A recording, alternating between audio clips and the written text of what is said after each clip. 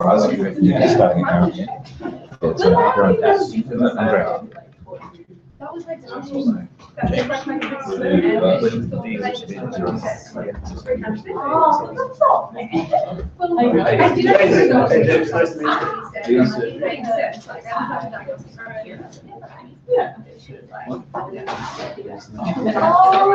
she didn't agree.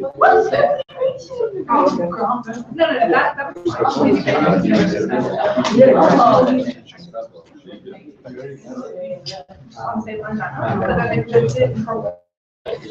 Was that your case? That was my okay. Oh my god! No, he was up here. Because they gave the version that you picture in epilepsy in mass. He's brought this close to me.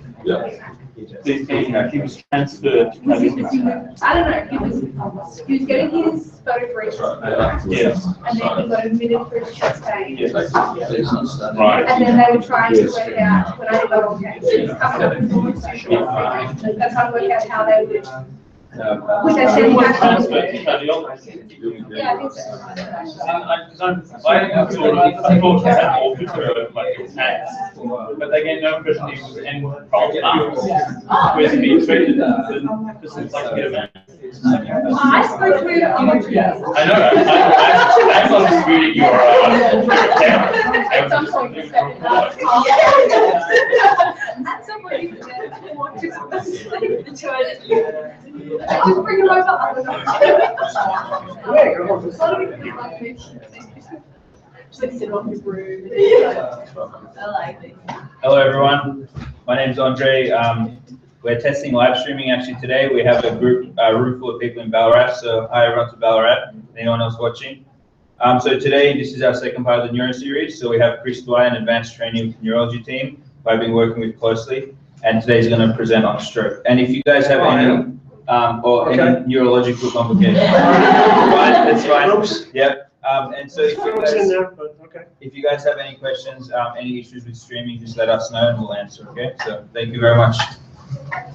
And what did you guys cover in the prior neurology sessions? Neurosurgical complications. Neurosurgical complications. Okay, well, I thought we'd do something slightly different. We will cover some stroke stuff.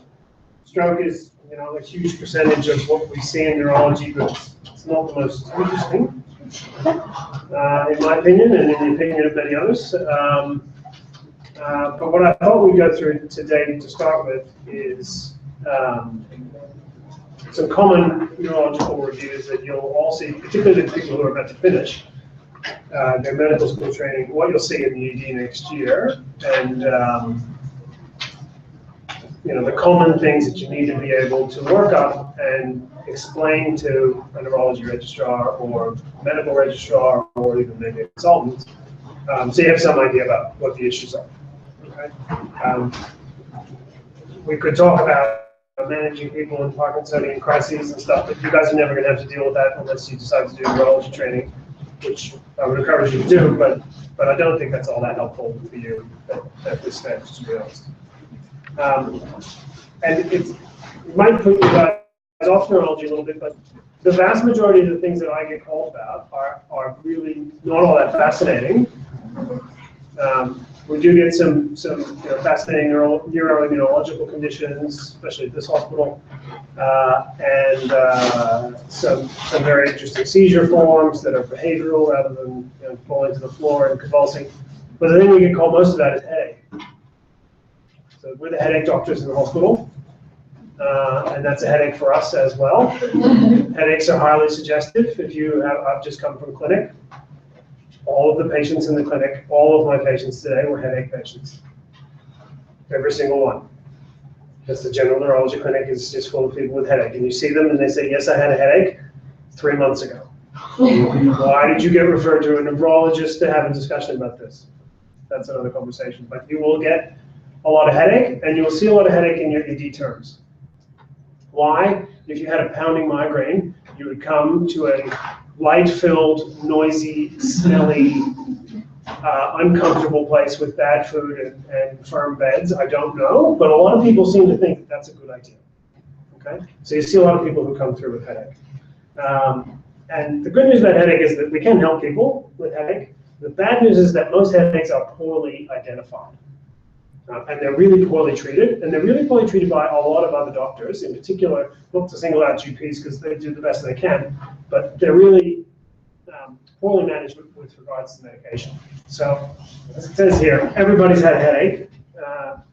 96% of people around the world say they have a headache, and the truth is, as we learn more about headache, it becomes more and more clear that most headaches are actually migraines. Okay, so the thought that there were tension headaches is one kind, and migraine headaches is another kind, and cluster headaches is a third.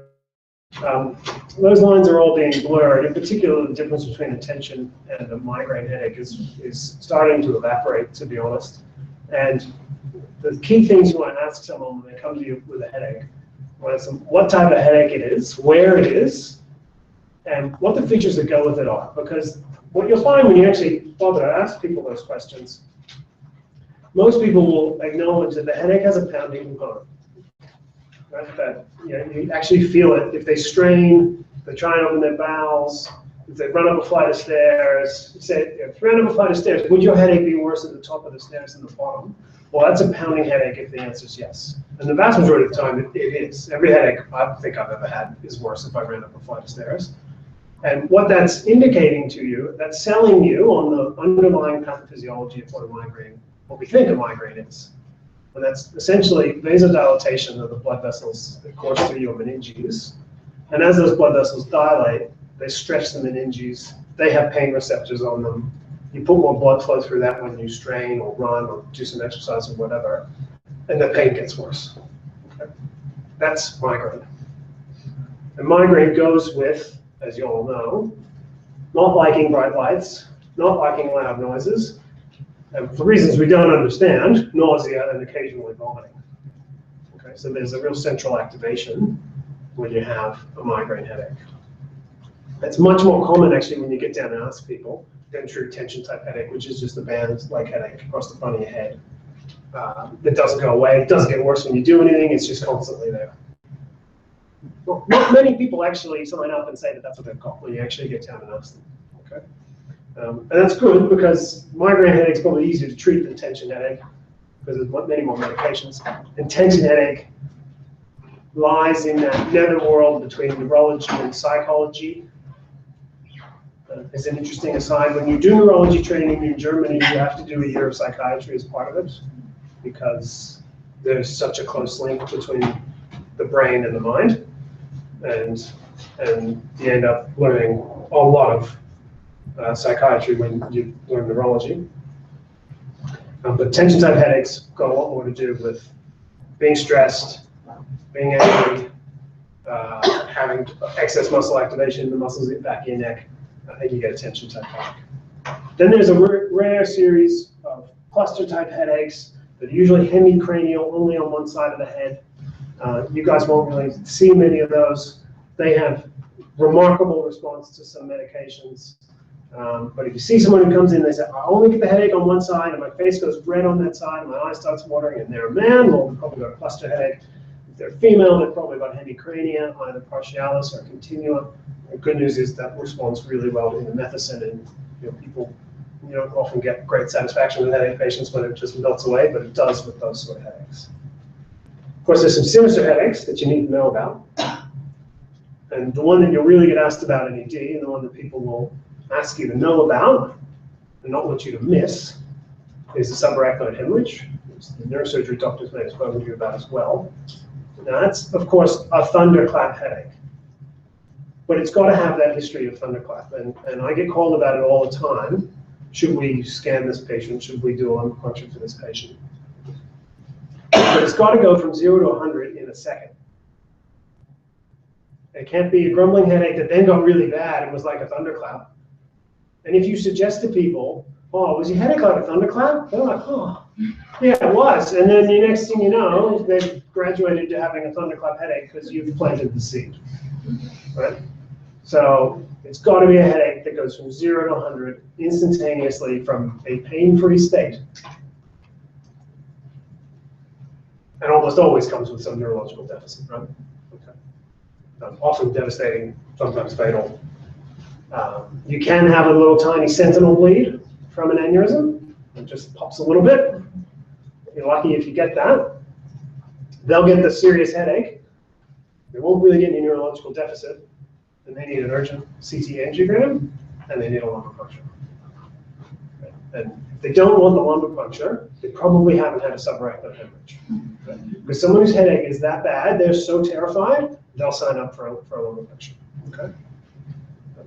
So that's obviously an important red flag headache to know about. Probably the other really important one for ED, if you're in the country on your term in Horsham or something, and you're the only one who's got any idea, and you're standing around, and someone comes in with a terrible headache and a rash, right? It's shoot first and ask questions later. Even before lumbar puncture, you just start treating it, okay? Because bacterial meningitis is, maybe a few hours if you're lucky. Okay? Viral meningitis, of course, benign condition. Horrible to have, but won't kill you. The thing that I think we really stress to our ED colleagues when we see patients with headache now, and then I want to bring out to you guys so that you know about it, is medication overuse headache. And this is something that's really poorly appreciated. GPs don't know about it because they prescribe medication all the time. But there's now very solid evidence that if you take Nurofen every day for your headache, you will just give yourself a headache from that. Okay? It's self-perpetuating. Or if you take Endone for headache every day, you'll give yourself a headache. Endone has no role in the management of headache. Opiates don't work for headache. They don't work for neuropathic pain either, but people use them. People come to the emergency department with a headache and they get given 5 milligrams of Endone. They go to sleep because it makes them drowsy, and they wake up and their headache is gone. That has not treated the headache.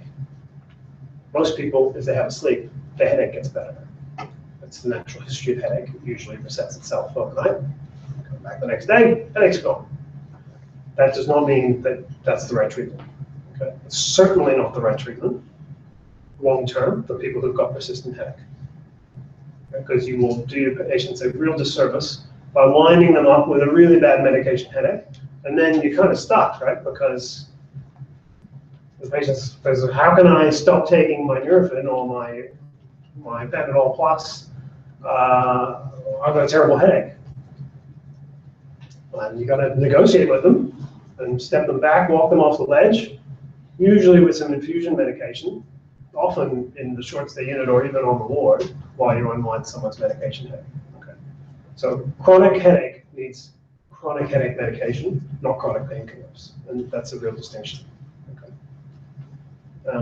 The first line tablet you should be using for someone who's got migraine, you should be suggesting to the people that you work with, is topiramate. Okay, topiramate is an anti-epileptic medication, but amongst its many other virtues, is that it's very good for migraine. And as we've already established, most people have migraine, not some other form of headache. Yeah. I'm sorry, is that acutely in the emergency department we should be using topiramate? No. That's to prevent people from coming to the emergency department.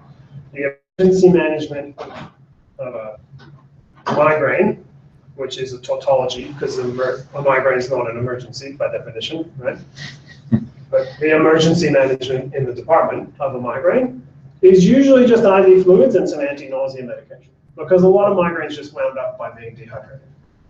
It's very important to educate your patients about the triggers of migraine. Do you guys know, I mean, from your own personal life experience, what the triggers of migraine are? Alcohol, in particular red wine. Sure. And those chains. Mm-hmm. Anything else? Chocolate? Chocolate migraine. I'm a chocolate migraine. Can't really have chocolate, especially on an empty stomach. Terrible migraine. All neurologists have migraine, by the way.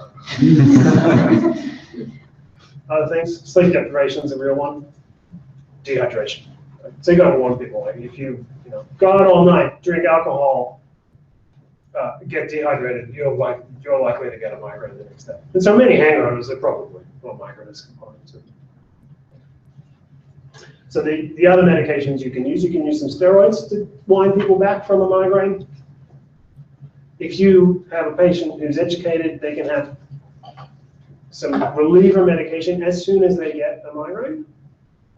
That ranges from everything as simple as 3 aspirin, 900 milligrams of aspirin, that they carry with them in their purse or their wallet or whatever. And you have to tell them, if you don't take it in the first 20 minutes, you've missed the boat.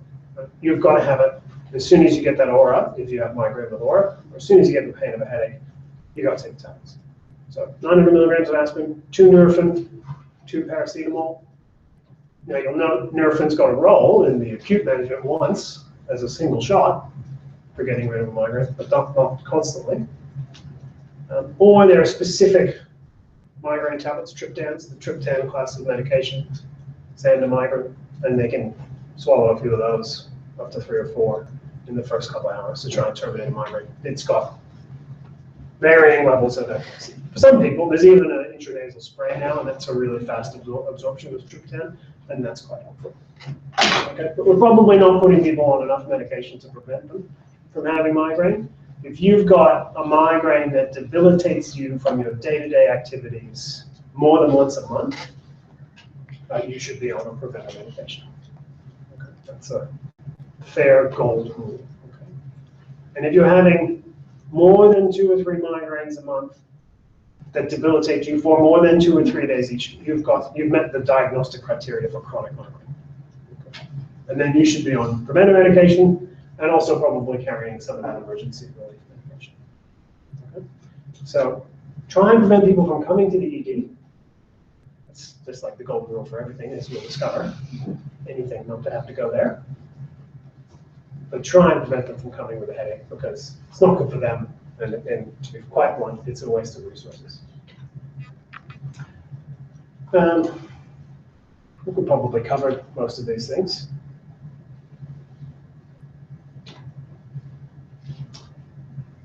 So, what are the headache patients that actually need to be seen in clinic, where there might be something more worrying going on? Well, it's unusual to get headaches for the first time if you're over 60. Right? Because, as you'll find, most people get most of the chronic conditions they're going to have in life before they turn 60. Right? That just sort of statistically makes sense. So a new headache, after the age of 60, I'm getting them all the time, bit of a worry. What might you be thinking in someone that comes in who's over 60? Says, I get these headaches every day now, doc. Never really was a headachy person growing up. Don't know what a migraine is. Malignancy. Yeah. And any particular malignancy?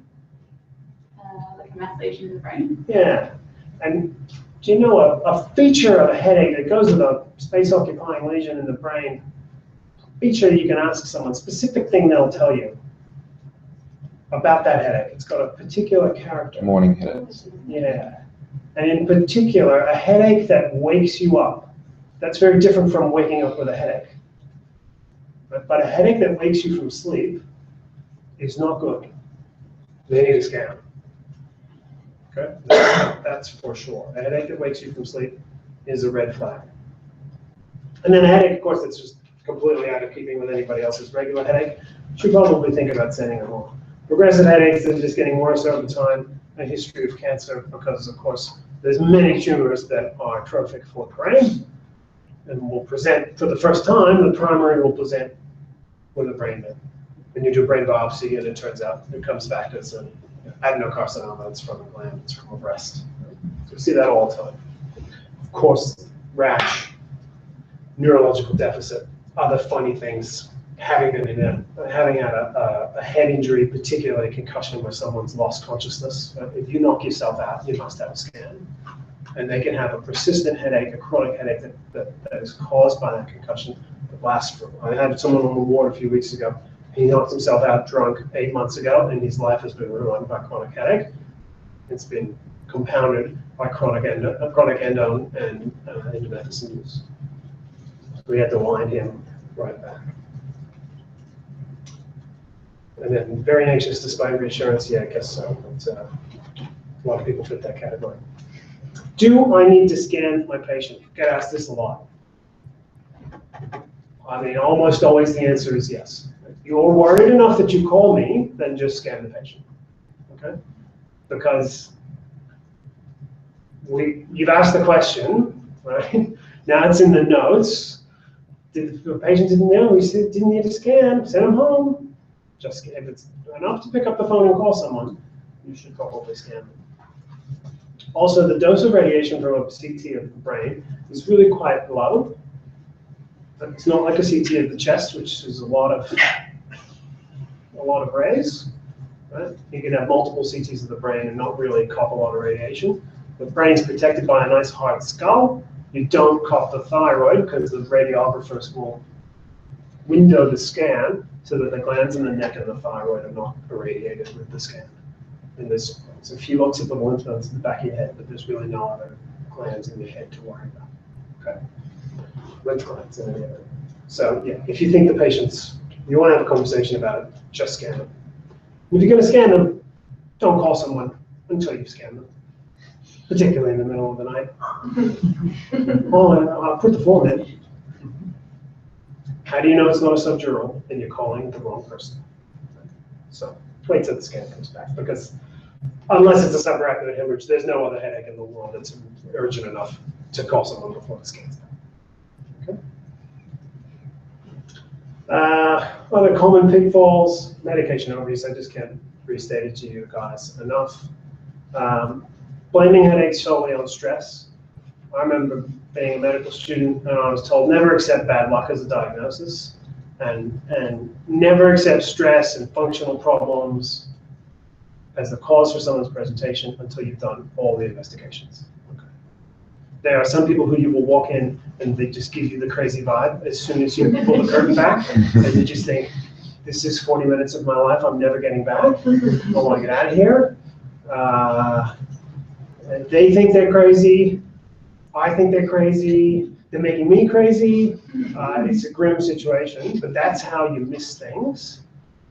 And so you just got to put everyone through the protocol so that you don't end up having an unpleasant conversation later on. So you said everyone with a concussion should be scanned. Everyone who knocks themselves out absolutely must have a scan.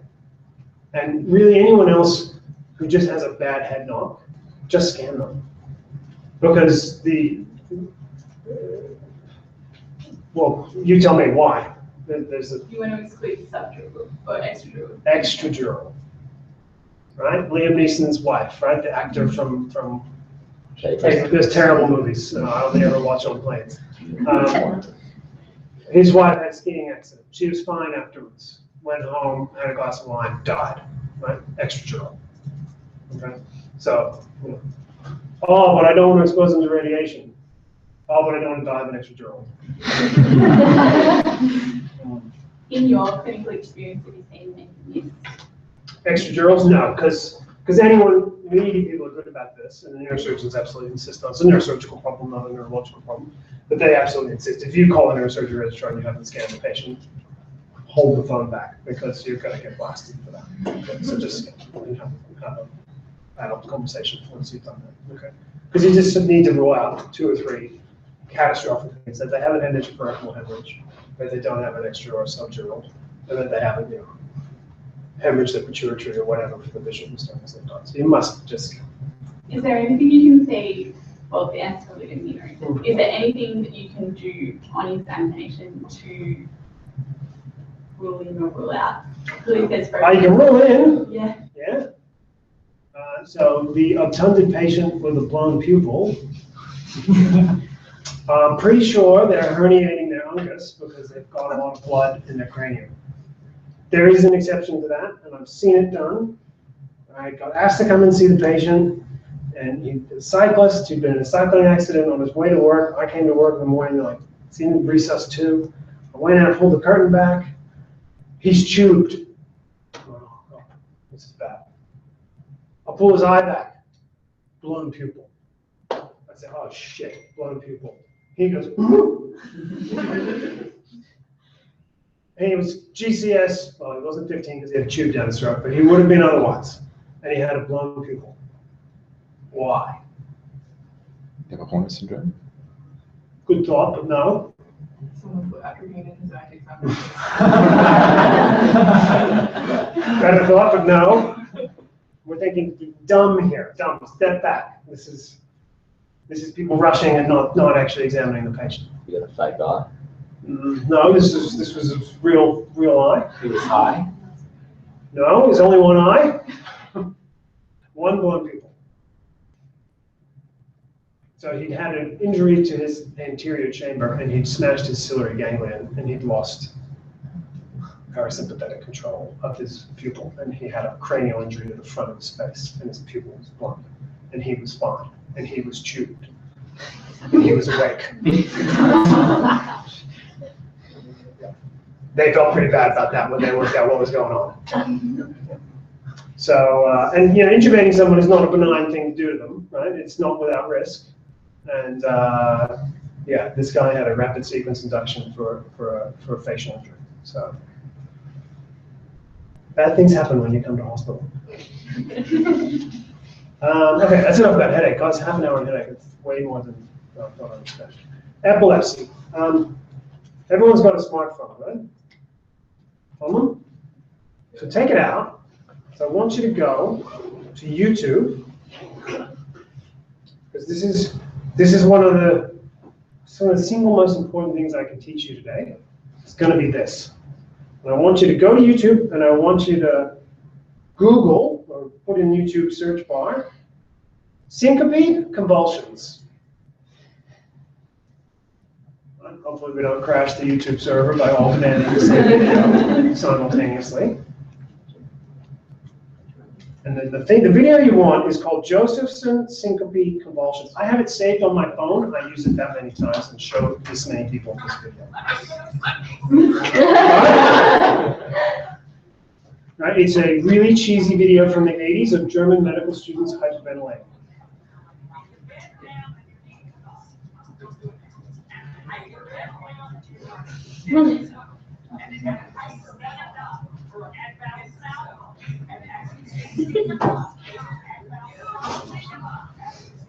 Right, so I want you to watch what happens to these people.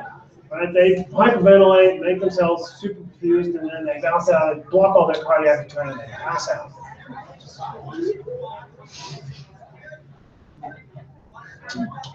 And they fall to the ground, and they have a seizure. But they don't, of course. Right? Is it working? This is the string. Yeah.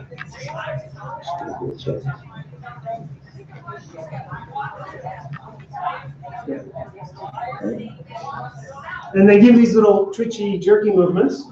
So what you get is, my friend passed out and had a seizure. Because I saw he jerked, he was twitching on the floor. And then the ED called in, like, epilepsy patient.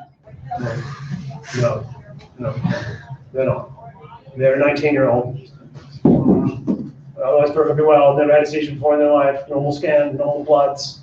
They're not drinking, stood up really quickly, passed out, then had a seizure. Probably not. Okay, so syncopal convulsions, which is what that's called, really super common, and the general public, not knowing anything about seizures, of course, often report that that's what they've seen, but that's actually not what they've seen. Okay, so when you hypoperfuse your brain, you have a little electrical storm and you give a little bit of a twitch, but it's not a seizure. And the really important thing to note, and the way you distinguish those things, is what was happening before and what happened immediately afterwards, right? Because people who've had a seizure don't within 30 seconds stand up and say, oh, I hit my head, now it hurts, and have a reasonable conversation with you, right? They're post-ictal. Somewhere between at least 10 minutes and up to 24 hours, right? They're out of it. And non-oriented, sometimes combative, thrash around, can do dramatic things like bite their tongue or wet themselves, but that's not everybody by any means, and that doesn't help, okay? But take the history from the bystanders really carefully. If the post-ictal period is seconds or non-existent, they haven't had a seizure, almost certainly. Certainly when it makes them fall to the floor and twitch, okay? Epilepsy, super common. 1 in 23 people will develop epilepsy.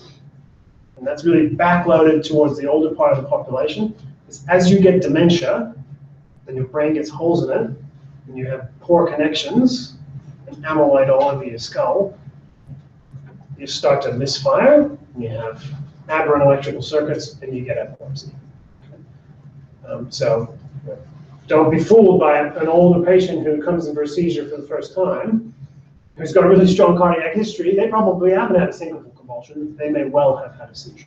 Okay? So it's really super common. All right? The good news about seizures is the language of it has changed. The bad news is that nobody uses it. So people still use complex partial and grand mal and petit mal and all these terms. But the actual International League Against Epilepsy definitions are simple: focal seizures and primary generalized seizures. Okay? Focal seizures, as it sounds, they start in half the brain.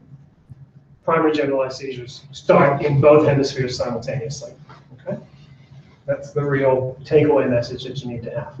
Focal seizures can generalize, but the patient will say, you know, first, or the history will be from the bystanders, first the arm went, and then he had a convulsion. Or if it's not what used to be called complex, which means they lost consciousness, if it's a simple seizure, don't use that term either, because it's not allowed, but it's kind of convenient. Simple seizure, they don't lose awareness of their surroundings, their sensorium is intact. They'll say, no, my left arm went first, that's for sure, it was going, and then I keeled over and was gone. Right? That's a secondary generalized seizure.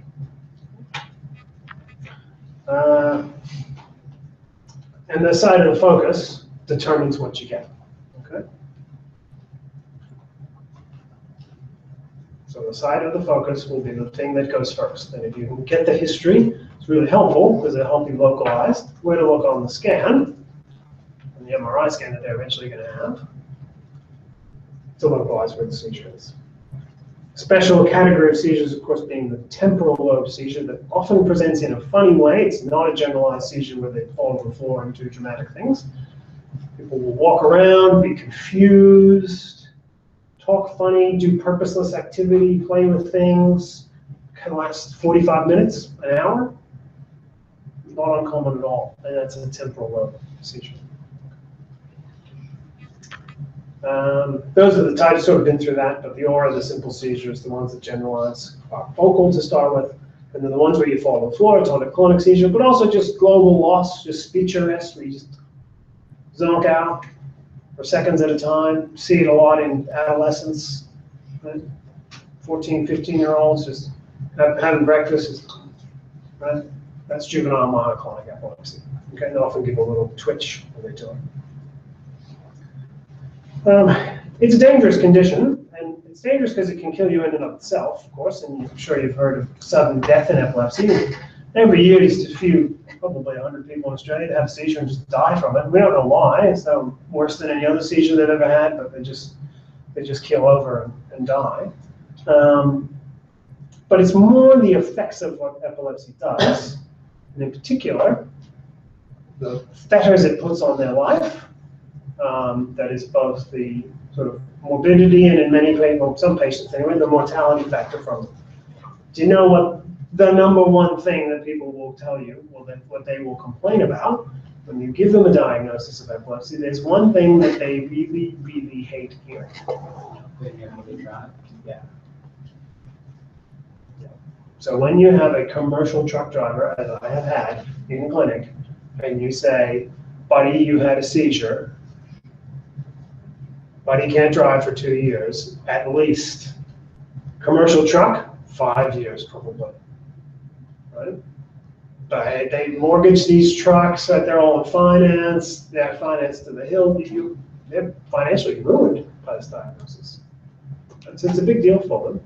And as I said, it comes with some mortality for some people because they won't listen to you and they will kill themselves. And some people, it causes a lot of epilepsy. It's not just about seizures, it causes a lot of other complications for them.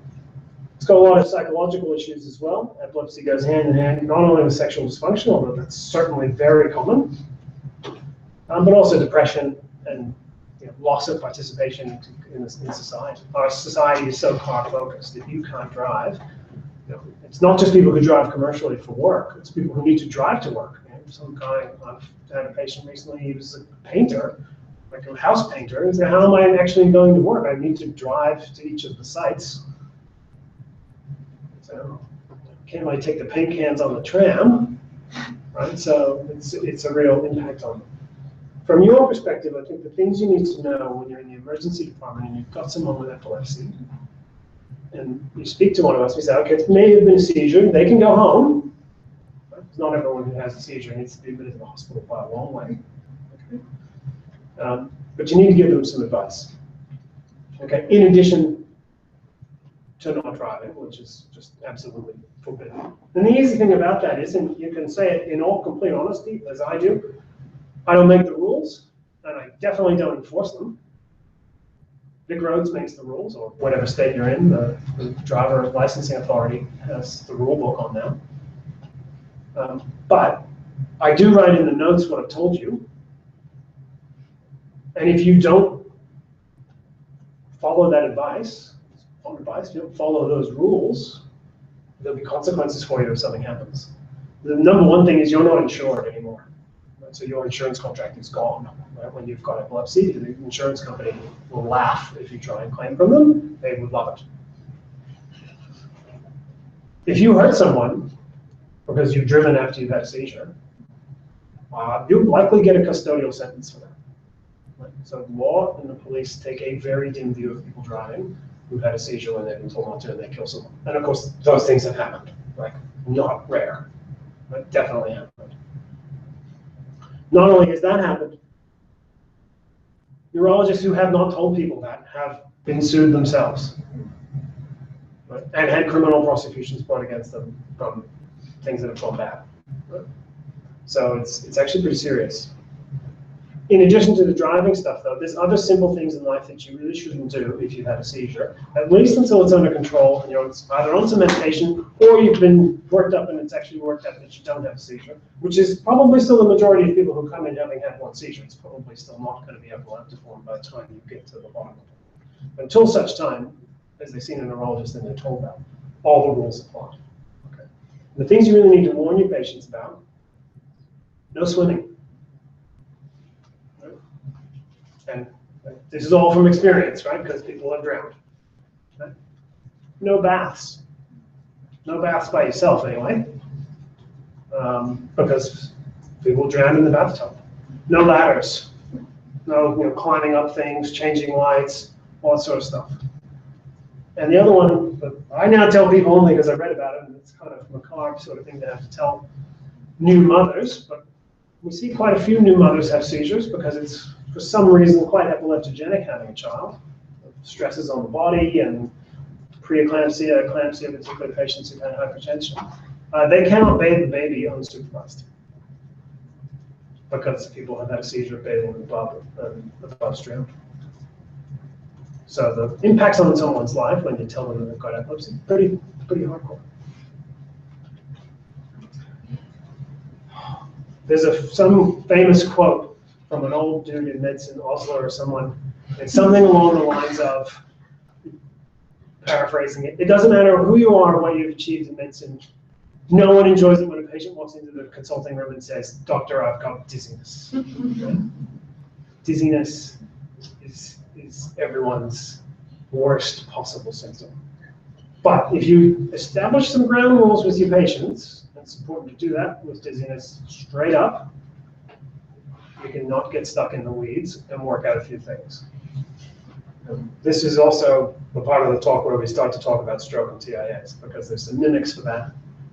And you and your colleagues in the emergency department will often wonder if the stroke, if the dizziness is caused by a central problem, or if it's from a peripheral problem. Of course, the vast majority of them are peripheral, but you can't miss the central ones. The labyrinth. In you go when you start talking to a patient with dizziness. It's like lost in space, tiny space. But dizziness is a particular vertigo and dizziness. When we talk about it in medicine, neurology, medicine, we mean something really specific. And we mean something really that it ain't. It's the sensation of movement when you know the world is staying still. That's dizziness or vertigo as far as we're concerned. What it isn't is I stood up and I felt dizzy. No, that ain't it. That's hypotension. That's also much more common than vertigo, by the way, which is great because you can call the cardiology reg, not me. Excellent. The vertigo is movement perceived by your ear when your eyes know and your ankles know that you're not moving. Okay? There's really three systems, yeah, for telling if you're moving. Right? The ear, the semicircular canals, really clever system. There's three of them: pitch, roll, and yaw, just like a joystick. There's three axes of movement. It's like intelligent designer. Points for you. Your eyes, of course, which tell you if the world is moving, and then the stretch receptors in your muscles, which also send signals to your cerebellum, and tell you where your muscles and ankles and joints are in space, so that you have some perception of where the body is physically, your own knowledge of where your arms and legs are. If those three pictures don't match, the brain doesn't like that. That's bad. Right? And the brain is usually its first response is to empty the contents of your stomach when that happens. Right? And that's why these people come in. Sometimes, you need to admit them because they're just so dehydrated because they cannot keep any fluids there. Okay? There's a few different things that can cause that problem with the labyrinth, and the labyrinth is the #1 cause for this problem. It depends if it's chronic or it depends if it's episodic. Episodic means I turn my head and I get the terrible feeling and I vomit. Right? If I stay really still, I don't get it. Okay. That's almost always a condition called BPPV, benign paroxysmal positional vertigo. Yeah. That's caused by crystals in those arches falling onto the structures inside them and causing aberrant signals. So it's a really clever system. There's sort of like hydraulic fluid inside those canals, and inside the canals they're lined with hair cells. And when you move, the fluid moves, the hairs beat in a certain direction, that creates an electrical signal, which is sent to your vestibular nucleus, tells you where your head is in space. That matches up with the picture from your eyes. Things are good, lunch stays in place. As you get old, you get crystals, right? Because all fluid in the body gets gunk in it as you get older, right? The system rusts. This is how it goes. If one of those crystals lands on a hair is firing, head is not moving, that's bad, right? That's a signal that doesn't match with the picture from your eyes and your legs, and you'll feel really sick. Or you've been hit over the head with a steel pipe, seen this one, hit over the head with a steel pipe, ruptured one of the canals. Hydraulic fluid flowing out. Ruined forever. Like the ENT surgeons, they can't put that back together properly. It's never good. Right? That's going to be lifelong dizziness for that poor person. So, but it's really important to note that it's got to be paroxysmal to meet the definition of BPPV. We get called a lot and say, I think it's BPPV, it's pretty benign, I think it's peripheral. No, it's constant, can't be BPPV. Right? It can be other things that are peripheral and are benign, that's good, but don't call it what it's not. But everyone complains about dizziness, so this is just covering those pieces. More common than BPPV is vestibular neuronitis. And that's just inflammation from a virus, and we don't know which one, and it doesn't get better with antiviral medications. But it's inflammation of the nerve that comes off of this apparatus by a viral infection. Often the person will have had a recent upper respiratory tract infection, they feel pretty crappy, and they get inflamed nerve. The nerve itself traverses a canal. I don't remember what it's called, which is a little embarrassing. Seventh nerve, anyone? Neuroanatomist? Which one? No. Seventh branch often comes through a little, much smaller one. Foramen something, I can't remember what it's called. As it comes through there, it gets smushed, the vestibular component, and it's very unhappy, and you need to give them some steroids, in that case, to take the swelling down from the inflammation from the virus. You won't immunosuppress them and they get disseminated viral disease, don't worry, but it can make them feel better. Okay, so that's vestibular neuronitis, and that's super common. The other form is, a funny, I haven't had any upper respiratory tract infection, my ears aren't sore, but I get a lot of migraines. We had a lady in ED today, vestibular migraine. Right? So that's a migraine headache that they never get a headache from it. but it happens in people who are predisposed to migraine that they get a headache that causes persistent dizziness. Okay? How do you distinguish? We'll go through this in the interest of time. How do you distinguish between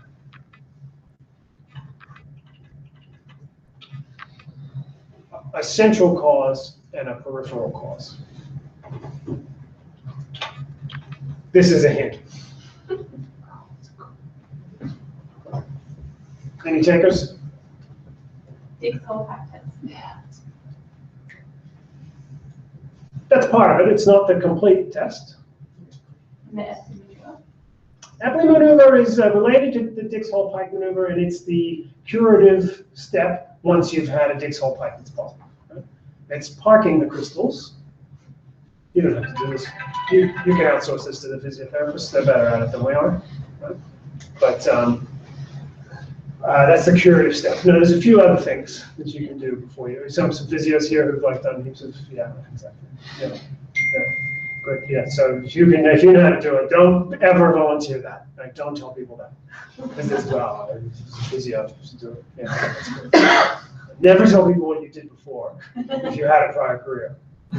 Unless you're me, I was a lawyer, and that scares people, so it's quite useful.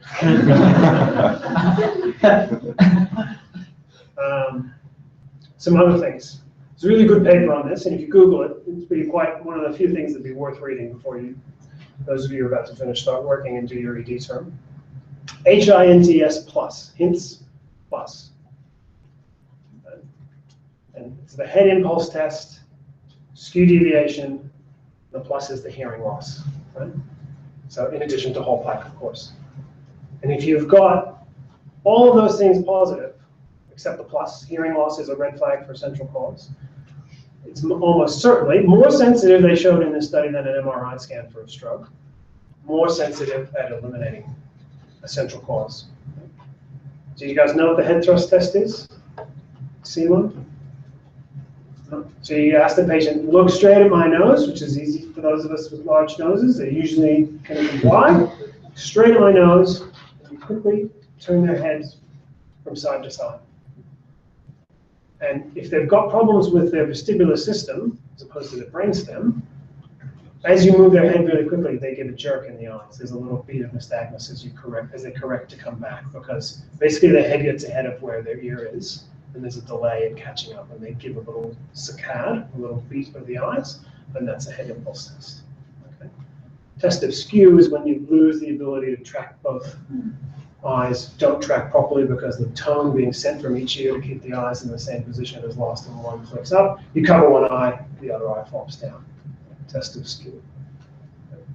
And then if they've got hearing loss, that's the plus. And that was added on to even make this test even more sensitive. Even though the 8th cranial nerve carries both signals, hearing and balance, hearing is usually not affected with damage to the semicircular canals or the vestibular brain or vestibular neuronitis. The hearing is usually intact. And so if it's hearing loss, it's much more worrying that it's a nuclear problem. That means it's in the brainstem itself, that you've had a brainstem stroke. You've cooked some of the central apparatus that is receiving the signals from that nerve. Okay? So that's the plus. But if you Google HINTS plus, I think you'll find that that's useful. That all leads us on to TIA. What's the definition of a TIA? Don't read the thing on this one. This is actually wrong. As it's got 24 hours on there. And the hint is that time is irrelevant. Yeah. Time is irrelevant. Whether it resolves, the neurological deficits resolve. Yeah, that's part of the new way we think about TIA. You also include no radiological evidence That's of the kicker. damage. Yeah. Right. So firstly, TIAs, they're heard and not seen, as far as you're concerned in the ED. Right? Doc, I was really dizzy an hour ago, but now I'm okay. My left arm was heavy and weak, but now it works. No, actually, they're kind of weak, but it's getting better. Not a TIA. That happens in front of you. As far as you're concerned, they're having a stroke. And you need to hit the alarms and do all the things that you should do for someone in that circumstance. Okay. We'll decide later when we scan them and stuff if we're going to do anything about it or if we think it's a stroke mimic.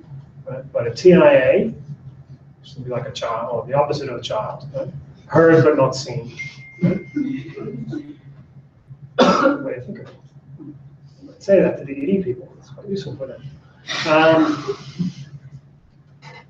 The other thing is it absolutely must not have any radiological change, and that change is a particular sequence on an MRI scan, a diffusion restricting lesion, or a diffusion weighted sequence of an MR. A little stroke, even if it's not been there for long, 30 minutes of neurological deficit, patient's completely back to normal, you scan them the next day, they've got a bright white spot.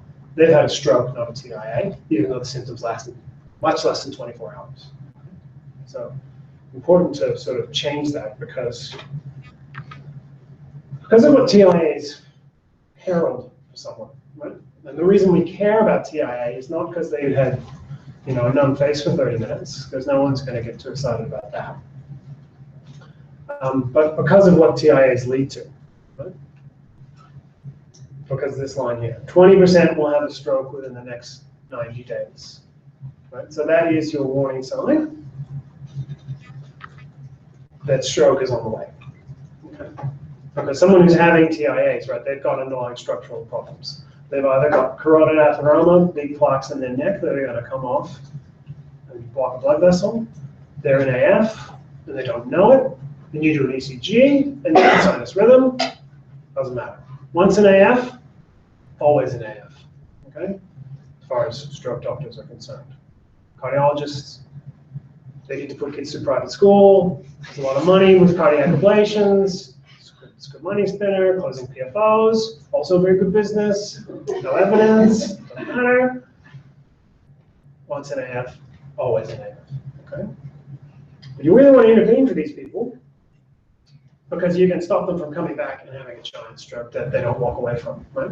And a good mantra to remember, certainly in neurology and in many aspects of other aspects of medicine, when you're thinking about is this a stroke or not, there is nothing worse than a stroke. There's no neurological diagnosis. Even a terrible brain tumor, the patient will live for a few months, but a giant stroke, particularly in a young person, will kill them in a day.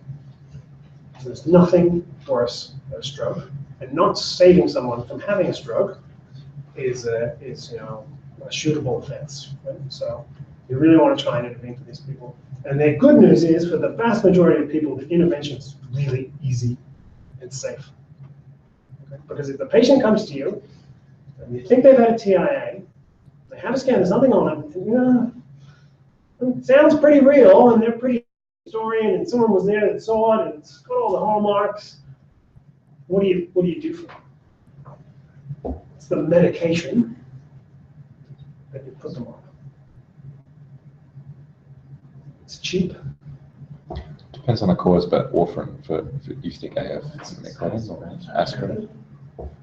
Warfarin it's great medication, but you've got to have documented evidence of atrial fibrillation before you warfarin someone, because it's too strong, it's too dangerous. And the evidence is quite clear that the risks of warfarin outweigh the benefits if you don't have definite atrial fibrillation.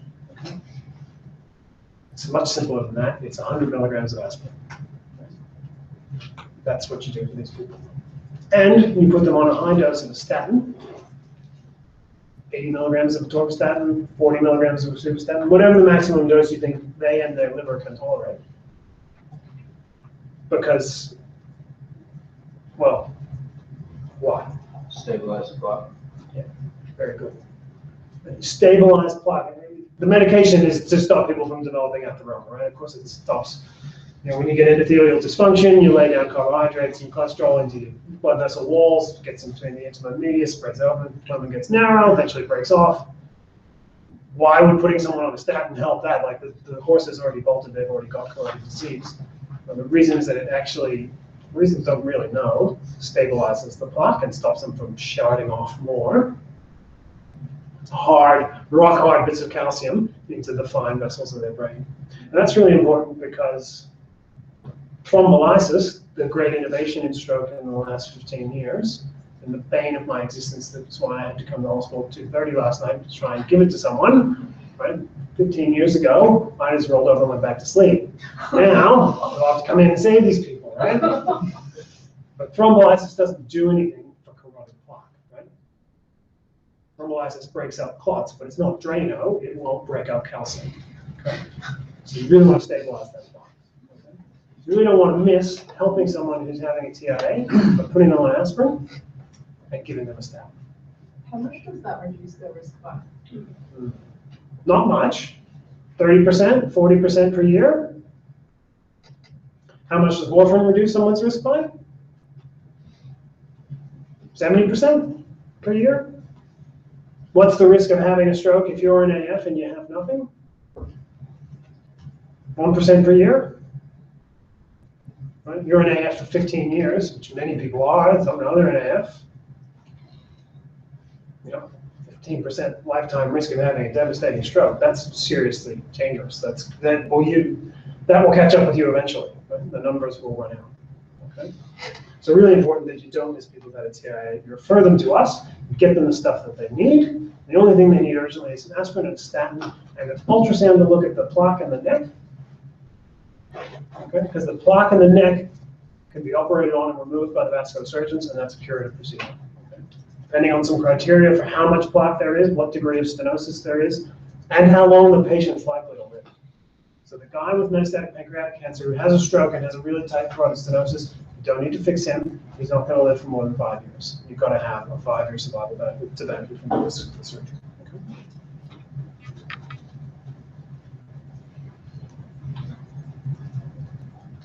There's a lot here, and I know it's 6 o'clock and you guys all want to go home, which is fair enough.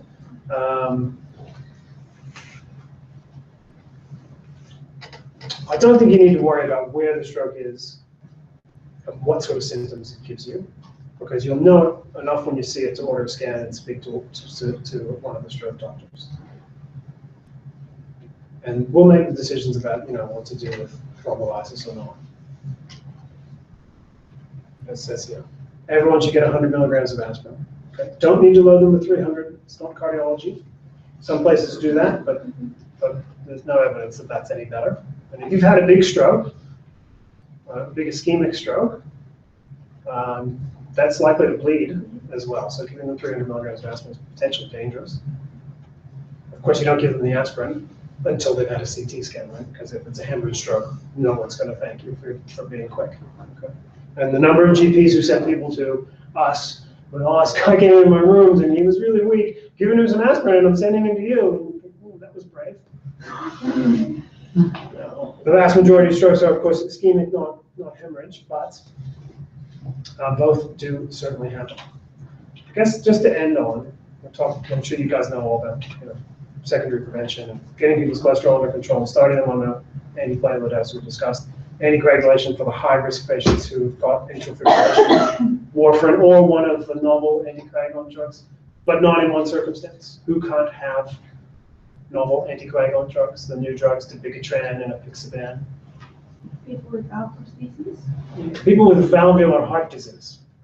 Right? So AF that's begotten from a bad valve the trials, those patients were not included in the trials for the new drugs, and there's no evidence that it's efficacious in patients with valvular heart disease. It's got to be AF.